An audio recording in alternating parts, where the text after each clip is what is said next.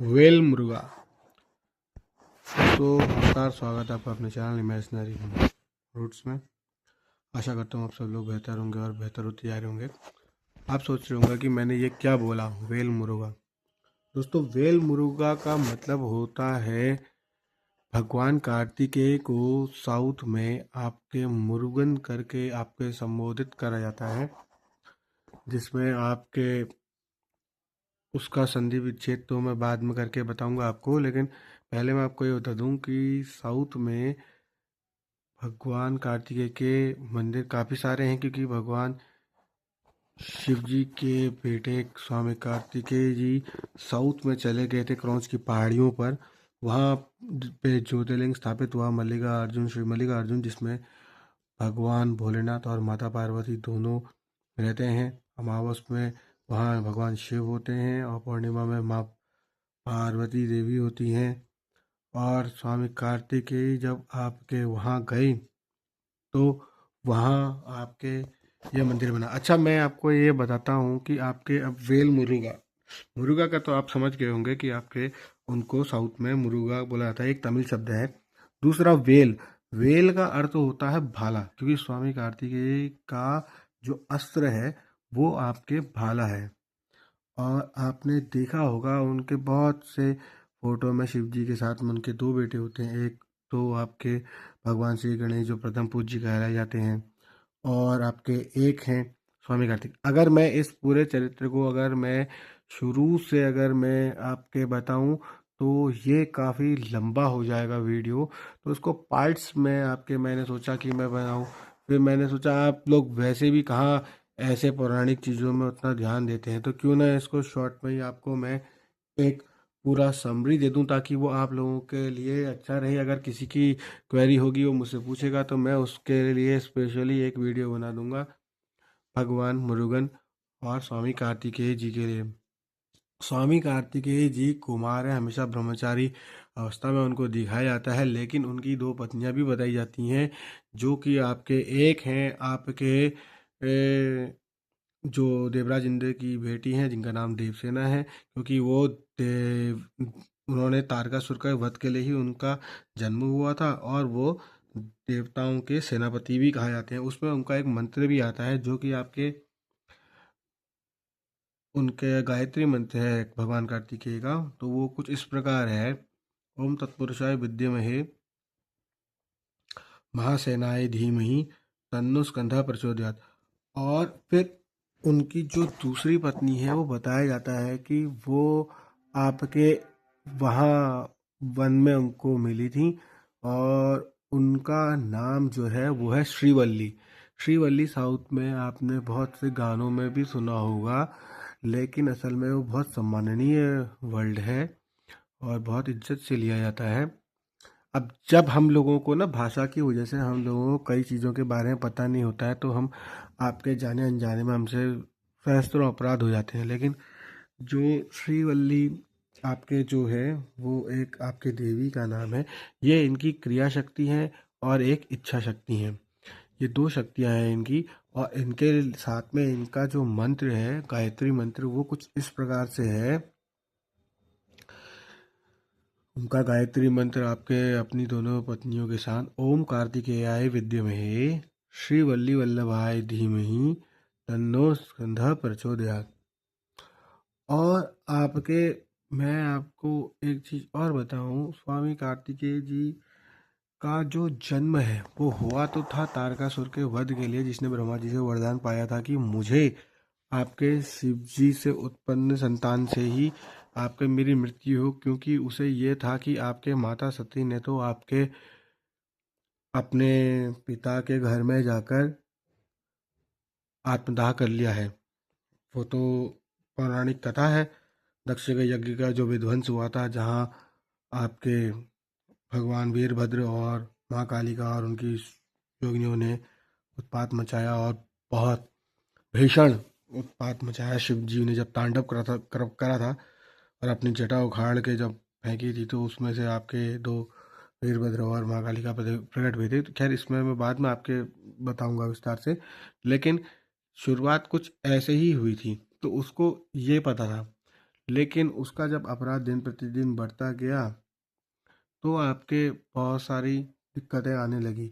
अब वैसे होता भी यही है, जो लड़की आपके आपके आप पहले देवी से आपने प्रार्थना करी कि आप मेरे घर में पुत्री बन के उत्पन्न हो, और देवी ने कहा भी जिस दिन मेरा तेरे घर में अपमान होगा उस दिन मैं तेरे घर को छोड़ के चली जाऊंगी। और वही हुआ। अपनी जमाई से नाराज हो गए, जिन जमाई को वैसे बहुत पूजा जाता है। अब आज की तारीख में तो उतना वैल्यू नहीं रखते हैं ना, आपके भांजों का जवाइयों का बहुत आदर सम्मान होता है। लेकिन अब आज के समय में ऐसा है कि सिस्टम बदल गया है। लोग बागों को तो पाँव भी नहीं छुआते हैं अपने जवाई से। जो अपने पाँव छुआता है जमाई से या फिर अपने भांजे से, कहते हैं वो तो नरक ही में गिरता है और नरक के ही लायक होता है। अब ये सब चीज़ें क्या हैं, कैसी हैं, ये इतना ज़्यादा मैं अभी स्पिरिचुअल और रिचुअलिटी में नहीं जाऊंगा, क्योंकि अगर मैं जाऊंगा तो फिर आपके मैं मेन मुद्दे से भटक जाऊंगा। लेकिन ये सब कुछ बातें हैं, ये आपने कथाओं में भी सुना होगा, बहुत सारे आपके शास्त्री शास्त्री और आपके ये वेद व्यासपीठ में सुशोभित आपके गुरुजन लोग बोलते रहते हैं। खैर चलिए आगे हम और आगे बढ़ते हैं। तो उसके बाद आपके भगवान शिव से दोबारा अनुग्रह करा गया। उसमें बीच में तो खैर 51 शक्तिपीठों की भी कथा आती है, बहुत सारी कथाएं हैं। कहीं पर ये कहा गया कि भगवान विष्णु ने आपके अपने चक्र से उनके टुकड़े कर दिए थे, एक तो 51 शक्तिपीठ बने। कहीं पर 108 शक्तिपीठों का भी नाम आता है। कहीं पर यह भी कहा जाता है कि आपके बहुत कई हजार शक्तिपीठ हैं। और कहीं पर यह कहा जाता है, अलग अलग पुराणों में अलग अलग प्रकार से व्याख्या है, अलग अलग समय के हिसाब से होंगी, जो कि कल्पांतरों का भेद हो जाता है और युग।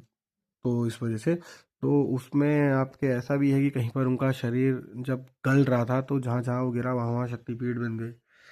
खैर ये एक अलग कथा है। फिर हम आगे बढ़ते हैं। तो फिर जब तारकासुर का जब ज़्यादा उत्पात हुआ तो देवताओं को जल्दी तो हमेशा ही रहती है, जैसे हम लोगों को भी बहुत जल्दी रहती है कोई भी काम करने की। काम हमेशा सोच समझ कर विचार से ही करना चाहिए, लेकिन हमें भी जल्दी रहती है, हम भी सोचते हैं कि जल्दी जल्दी सब कुछ हो जाए। उसके बाद उन्होंने जब दोबारा विनती करी तब भगवान शिव के पास गए। भगवान शिव ध्यान में, फिर भगवान शिव का ध्यान भंग करने की कोशिश हुई और आपके उसमें कामदेव भस्म भी हुआ। और आपके माता पार्वती हिमाचल के घर में भी प्रकट हुई। फिर उनका शादी भी। फिर शादी में अब यहाँ पर एक बहुत रोचक सा तथ्य आता है कि शादी में इस वक्त आपके मातानंद से कहा, पिछली बार तो हमारी शादी आपके मतलब हम पहले से ही एक हैं, मतलब तो हमारी शादी में ज़्यादा ऐसा कुछ नहीं होता ऐसा कुछ हुआ नहीं, ज़्यादा हुआ नहीं कह के कहा जाता है। अब पता नहीं, वैसे हुआ तो होगा, क्योंकि इसमें भी बहुत मतभेद है। लेकिन यही कहा गया है कि दोबारा से बहुत रीति रिवाज से शादी हुई, और रीति रिवाज से शादी होने पर आपके बहुत सारी कथाओं का जन्म होता है यहाँ पर को। क्योंकि अब शिव जी की बारात है तो फिर आपके उसमें बहुत सारी कथाएं हैं। जो महाशिवरात्रि का जो व्रत बनाया जाता है, महाशिवरात्रि में भी अलग अलग कथाएं हैं। एक जगह पे यह है कि वो शिव जी की शादी हुई तो, और एक जगह पे यह है कि उस दिन सत्यनारायण करके उनको भगवान विष्णु को उपाधि दी गई, इसलिए बनाई जाती है। तो अलग अलग कल्पांतरों की बातें हैं, सब सत्य एक ही हैं, लेकिन अलग अलग समय की बातें हैं। क्योंकि हमारा कुछ धर्मियों ने आपके हमारे शास्त्रों और पुराणों का संहार कर दिया। श्री नालंदा जो विश्वविद्यालय हुआ करता था उसको जलाकर भस्म कर दिया, और हमारे ज्ञान को सब तहस नहस कर दिया। इस वजह से हम लोग आपके नष्ट भ्रष्ट हो चुके हैं। लेकिन मेरा भी आपके एक संकल्प है, कभी अगर भविष्य में अगर मैं इतना सामर्थ्यवान हुआ तो मैं ऐसे ही नालंदा का दोबारा बनाने का प्रयास जरूर करूंगा। क्योंकि आपके अपनी आगे की पुश्तों को और अपने आने वाले बच्चों को ये सब चीज़ों के बारे में पता भी होना चाहिए, और उनको इस बारे में ज्ञान भी होना चाहिए। चलिए अब आगे बढ़ते हैं। तो फिर जब उनकी दोबारा फिर शादी हुई तो कहते हैं कि शिव जी की बारात के बाहर से, क्योंकि पूरा त्रिलोकी एक ही तरफ को हो गया धरती पर, तो जो साउथ का जो हिस्सा था वो उड़ गया। जैसा आप सभी लोगों को एक बात पता होगी कि हम लोग नॉर्थन हेमिस्फीयर में रहते हैं, हमसे ज़रा सा नीचे इक्वेटर पड़ता है, तो हम लोग नॉर्थन हेमिस्फीयर में रहते हैं। तो साउदर्न हेमिस्फीयर जो है वो उठने लग गया।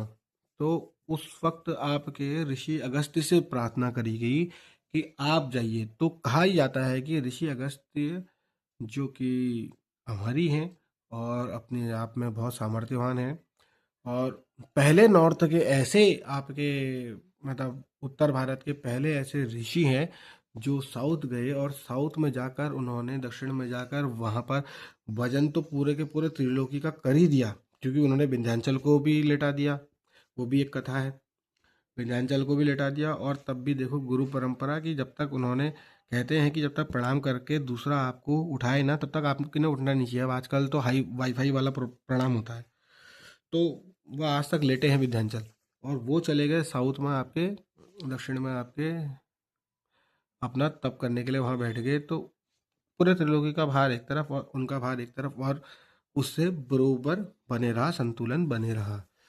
फिर आपके शादी होने के बाद सारी चीज़ें हुई, उसमें भी आपके कई वर्षों तक माता ने अपर्णा बनकर पत्ते भी नहीं खाए, आपके कई हजारों वर्षों तक तप करके फिर कितने उनकी परीक्षाएं ले गए, तब जाके आपकी शादी करिए। अब आजकल तो ऐसा है, पहले से ज़माने में ऐसा होता था कि स्त्रियां तप करती थी पति प्राप्त करने के लिए। आज के ज़माने में उल्टा है, आजकल हर लड़का लफंगा बन के चले जा रहा है किसी भी लड़की के पीछे। हर किसी की नीयत में दोष है, हर किसी के हर चीज़ में दोष ही दोष इतना ज़्यादा बढ़ गया है कि जिसके बारे में बताया नहीं जा सकता। आपके जो मैं कह रहा हूँ, ये सब बातों ये हो गया है, किसी ने फेसबुक में देखा उसकी दोस्ती भी हुई, उसने शादी कर ली। किसी ने आपके बाहर गया, उसने वहाँ कोई लड़की देखी, उसने उससे शादी कर ली। मतलब वर्ण परंपरा संस्कार सब खत्म हो गया है, मिक्स ब्रीडें चल रही हैं। पहले से तो ऐसा होता था कि एक से होते थे, अब मिक्स ब्रीड का ज़माना हो गया है।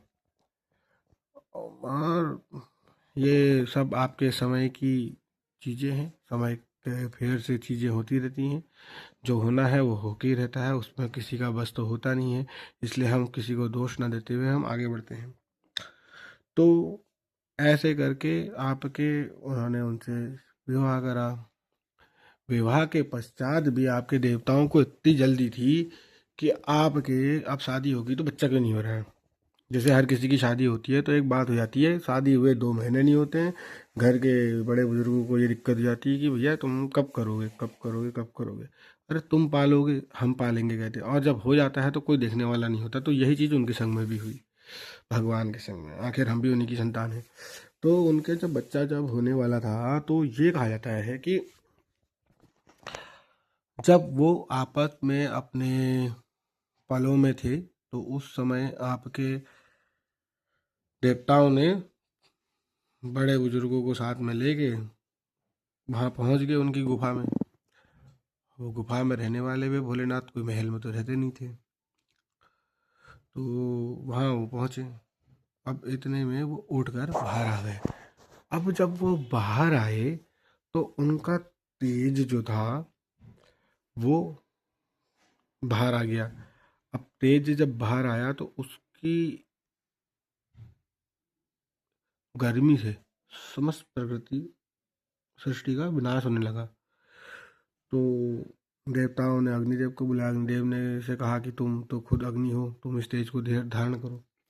अब शिव जी का तेज से अग्निदेव कहाँ संभाल पाते, वो कबूतर बन गए, उन्होंने वो तेज अपने अंदर लिया। कहा जाता है कि वो उसको संभाल नहीं पाए, तो उन्होंने वो जा करके गंगा जी में डुबकी मार ली और वहाँ छोड़ दिया।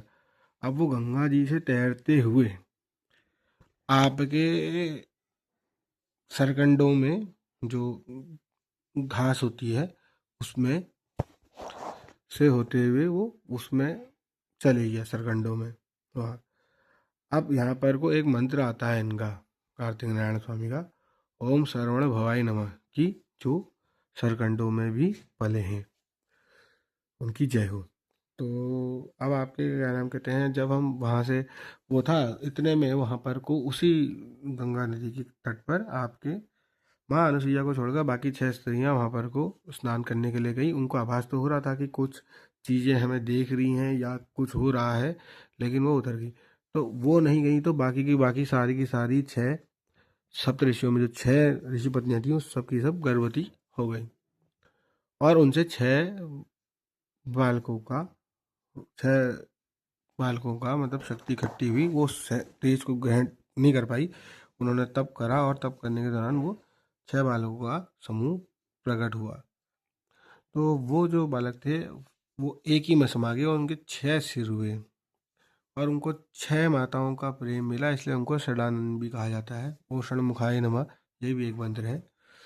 तो 6 माताओं को बोला गया। अब जब माँ पार्वती को ये पता चला कि मेरा बेटा वहाँ है, तो वो उनके पास गई, उन्होंने विनती करी, नारद जी को भेजा। नारद, अब होता है ना जैसे कि एक माँ जिसने पाला, एक जिसने पैदा करा।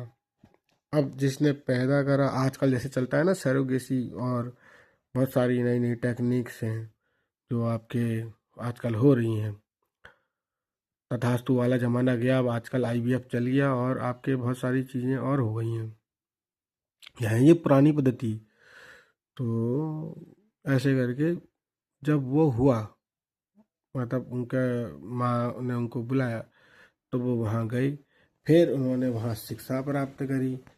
फिर शिक्षा प्राप्त करते करते देवताओं को फिर बेचैनी, कहाँ है कहाँ है कहाँ है।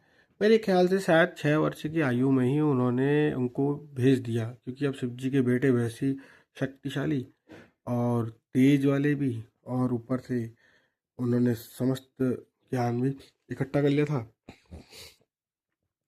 तो मात्र 6 वर्ष की आयु में उन्हें ये जो वेल है उनका भाला दिया गया और वो गए और उन्होंने तारकासुर से युद्ध करा, उसका अंत करा, और उसका अंत करने के पश्चात आपके वापिस आ गए। तो फिर देवताओं ने उनको अपना सेनापति नियुक्त करा था, क्योंकि वो तारकासुर तो भगवान विष्णु से भी नहीं मर रहा था ना, क्योंकि आपके ऐसा है भगवानों ने भी मर्यादा रख रखी है किसी भी चीज़ की, वो भी कष्ट भोगने के लिए आते हैं। ऐसा नहीं है कि हम कभी भगवान को दोष दें या जो भी है, तो ऐसा नहीं है कि उन्होंने हर युग में वो आए हैं कष्ट, और वो उनने भी भुगता है समय समय पर।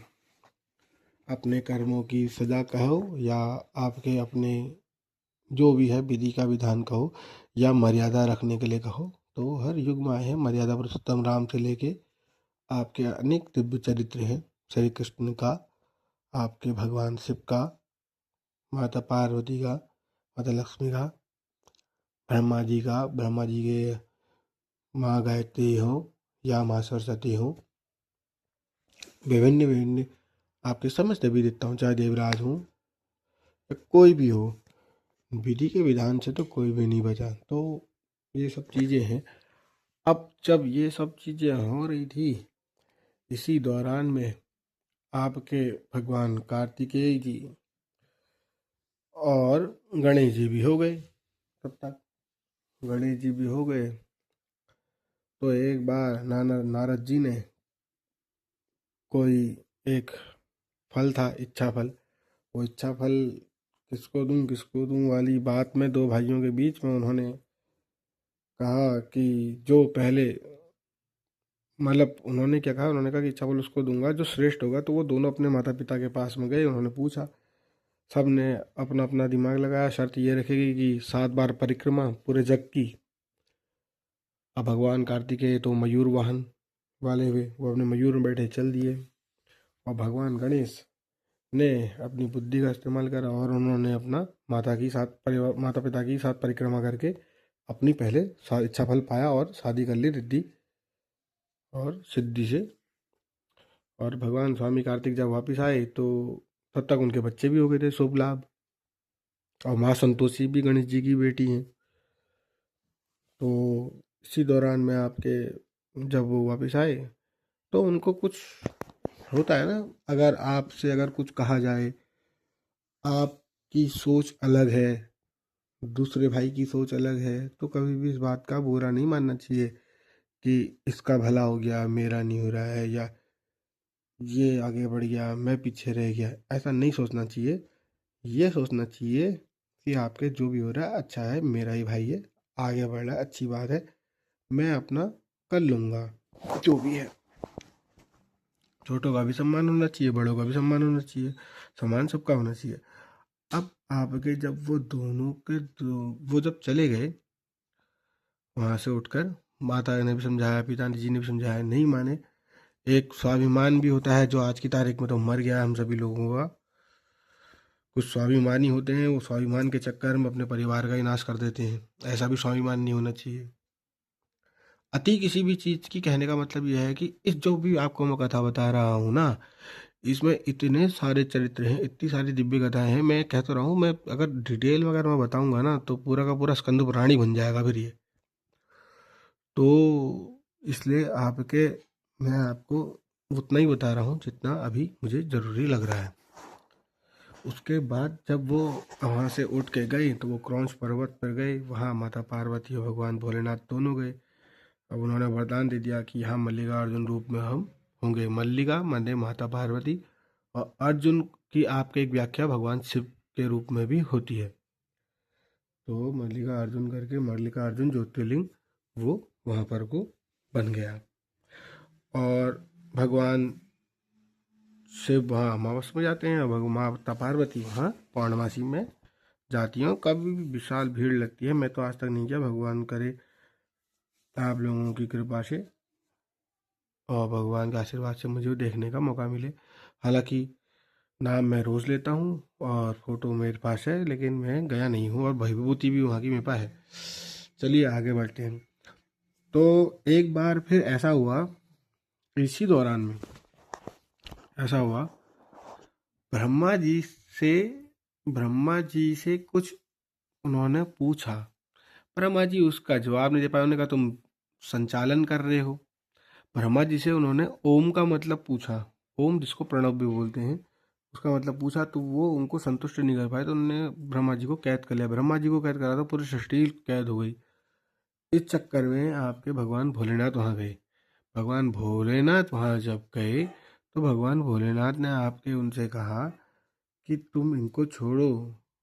तो उनने कहा आपके इनको तो मैं तब छोड़ूंगा जब मुझे कोई प्रणव का सही अर्थ बताएगा। तो उन्होंने कहा प्रणव का सही अर्थ क्या है? तो उन्होंने कहा कि मैं आपको बताता हूँ प्रणव का सही अर्थ। असल में तो यहाँ पर को आपके कुछ लोगों को आपत्ति भी हो सकती है, लेकिन आपके मैं एक बात मैं बताऊँ, यहाँ पर कुछ लोग ये कह सकते हैं कि बेटे ने पिता को ज्ञान दिया। ऐसा कुछ नहीं है। ज्ञान तो किसी से भी लिया जा सकता है, बेटा हो या आपके। कभी कभी हमारे छोटे भी हमको अच्छी शिक्षा देते हैं, और कभी कभी बड़ों की तो हम बात हमेशा मानती हैं। तो यहाँ पर उनके जो पिताजी हैं, ये हमारे पिता लोगों को भी समझना चाहिए कि आपके कभी कभी ऐसा होता है कि बेटा भी सही हो सकता है। हमेशा अपनी जिद नहीं करनी चाहिए किसी मायने में, क्योंकि समय के साथ साथ की बात है। समय के साथ साथ चीज़ें बदलती हैं। अब पिता तो पिता ही होते हैं, उनकी तो बराबरी कौन कर सकता है, लेकिन समय के साथ साथ में ये चीज़ें समझने वाली होती हैं। चलिए, तो फिर ऐसा हुआ, शिव जी ने स्वीकार करा। उन्होंने कहा कि आपके, चलो तुम मुझे इसका मतलब बताओ। उन्होंने कहा ये मैं आपको ज्ञान दूंगा तो आपको मुझे स्वामी कहना पड़ेगा, तो और आपको बैठना पड़ेगा मेरे आगे। अब पिता के लिए बहुत बड़ी बात है अपने बेटे की बात सुनना और उसका चेला बनना। तो लेकिन भगवान भोलेनाथ तो खुद ही अपार ज्ञान, उन्हीं से तो सब कुछ है, उन्हीं से ही सभी कुछ है। तो ये देखो ना, भगवान ने कितनी लीलाएं रची हैं, कैसे कैसे स्वरूप दिखाए हैं। ये रात दिन हमारे घर में होते रहता है। ये हमारी भी लीलाएं चल रही हैं, जो हमारे घर में होती है ना, ये भी लीलाएं चल रही होती हैं। लेकिन हम उस चीज़ को उतनी गहराई से समझ नहीं पाते। हर किसी के जीवन में ये लीलाएं चलती रहती हैं, लेकिन हम उसको भगवान की कथाओं में तो हम हाथ जोड़े बैठे रहते हैं, लेकिन अपने घर की चीज़ों में हम समझ नहीं पाते हैं। आप भी भगवान से कम नहीं है, क्योंकि आप उन्हीं के अंश हैं। जो भी ये कथा को सुन रहे हैं या बात सुन रहे हैं, एक बात दिमाग में बैठा लें, शिव और शक्ति से भिन्न कोई नहीं है, और उन्हीं की संतान हम हैं, और उनमें कोई फर्क ही नहीं है। क्योंकि हम मरने के बाद हमने भी वैसे ही बनना है, उनके जैसा ही, है ना। तो वो तो हमारे अब कर्मों का जो भी होगा ऋणानुबंधन, उसके अंतर्गत हमें फिर जीवन लेना भी पड़ सकता है। नहीं तो हम तो शिव और शक्ति के ही अंश है ना। तो इसी दौरान में जब उन्होंने उनको ज्ञान दिया, तो माता पार्वती ने उनको कहा जाता है, ये कहा कि आज से तुम्हारा नाम स्वामी कार्तिक होगा, क्योंकि तुमने अपने पिताजी को भी ज्ञान दिया है। गुरु हो तो तुमको स्वामी कार्तिक कहा जाएगा। जैसे मैं अपने स्वामी को स्वामी कहती हूँ, तुम भी आज से स्वामी हो गए, स्वामी कार्तिक हो गए। इसमें यहाँ पर को अपनी विशुद्ध अपनी अच्छी बुद्धि लगा के मेरी बात को समझना, अपना ज़्यादा ज़रूरत से ज़्यादा दिमाग न लगाते हुए ये चीज़ समझना, स्वामी कार्तिकेय माने उनको एक उपाधि दी गई। तो ये है आपके वेल मुरुगा, ओम शरवण भाई नमः, वेल मुरुगा वेल मुरुगा वेल मुरुगा मुरुगन जी की कहानी। अगर आप सभी लोगों को ये पसंद आई हो तो आप please like share and subscribe करें। और जय हिंद, जय भारत, हर हर महादेव, ओम नमः पार्वती पते, हर हर महादेव।